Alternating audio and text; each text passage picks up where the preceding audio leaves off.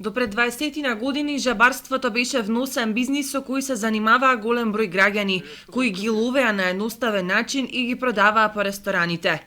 Денеска ретко можат да се сретнаат жабари кои по забарените површини ги пецаат овие животни, но сепак поединци од навика си ја пробуваат среќата. Токму поради тоа што објективот на нашата камера сосема случајно ги фати овие жабари во Чешиновско, решивме да подсетиме на овој загрозен вид, кој се помалку го има во кочанските оризови полиња. Па за мезенци нема што да се работи.